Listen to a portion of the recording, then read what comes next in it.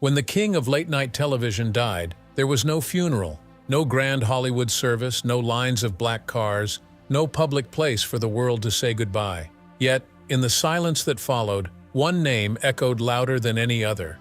It was the name of a guest no one expected, a ghost from a past he tried to erase. Who was this person? And why did their story haunt the final chapter of Johnny Carson's life? On January 23, 2005, the man who had tucked America into bed for 30 years passed away. Johnny Carson, the undisputed king of late night, died quietly at Cedars-Sinai Medical Center in Los Angeles. The official cause was respiratory failure, a result of the emphysema he had been battling. He was 79 years old. His nephew, Jeff Sotzing, released a simple, firm statement. He was surrounded by his family, whose loss will be immeasurable. There will be no memorial service. The decision was shocking but perfectly in character. For a man who lived in the public eye, performing for an audience of millions every night, Johnny Carson was intensely private. His friend and fellow host Dick Cavett once recalled how socially uncomfortable Carson was, how he would strain just to make small talk with a few fans outside the studio. Ed McMahon, his loyal sidekick for 3 decades, famously said, "Johnny was comfortable in front of 20 million people and completely uncomfortable in front of 20. He was often described as the most private public man who ever lived. So in death, he got the privacy he always craved. His body was cremated, and the ashes were given to his wife, Alexis Moss. There would be no public gathering, no place for his famous friends and colleagues to share stories. The man whose final show was watched by an incredible 50 million people left this world with only a handful of witnesses. The world mourned in the only ways it could. Tributes poured in from the highest offices. President George W. Bush called him a steady and reassuring presence.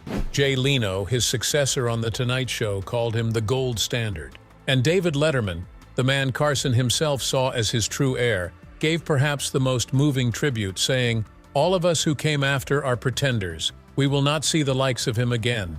Fans left flowers and notes on his star on the Hollywood Walk of Fame and at Johnny Carson Park, across the street from the NBC studios where he had made magic for so long. But with no funeral, how could there be a guest? And in a life filled with thousands of acquaintances and a few powerful enemies, whose name, whispered in the aftermath of his death, would have truly shocked everyone. The answer lies not with who was present, but with who was absent for so long. The unexpected guest wasn't a person who showed up that day. It was the ghost of a friendship so deep and a betrayal so bitter that it defined the rest of both their lives. It was the story of the one person Johnny Carson could never, ever forgive. To understand the end, you have to go back to the beginning. Before she was a household name, Joan Rivers was a struggling comedian. By the early 1960s, she had been working for years in seedy clubs in New York's Greenwich Village, passing a hat that sometimes didn't even come back. She had slept in her car, worked temp jobs to pay the bills, and even got banned from the Jack Paar version of The Tonight Show after one appearance. She had auditioned for Johnny Carson's Tonight Show 7 times and failed every single time. By 1965, at just 31 years old, many in the industry were telling her that her career was already over. Then came the night of February 17, 1965. It was a mercy booking, something her manager arranged as a favor because he also represented Bill Cosby. Rivers walked out onto that stage convinced it was her last shot. But something incredible happened. She later recalled it was one of those nights where everything goes right, the stars are in alignment, and the audience, we just connected. She wasn't just funny, she was electric, and the one person who mattered most saw it. As her set ended and she sat down on the coveted couch next to the host, Johnny Carson leaned in and said the words that would change her life forever. On national television, he told her, "You're going to be a star." Rivers remembered looking behind her, wondering who he could possibly be talking to. She described the on-air chemistry between them as absolutely magical. In that moment, a bond was forged. Carson didn't just give her a break. He became her champion, her mentor. As she would say for years to come, he handed me my career. From that night on, Joan Rivers was a regular on The Tonight Show. She made nearly 100 appearances over the next 2 decades. Their on-air banter was legendary. He was the cool, unflappable king, And she was the sharp, hilarious court jester who could make him genuinely laugh until he cried. His belief in her was real. When Rivers launched her own short-lived daytime talk show in 1968, Johnny Carson was her very first celebrity guest, a massive show of support. Her role on the show grew and grew.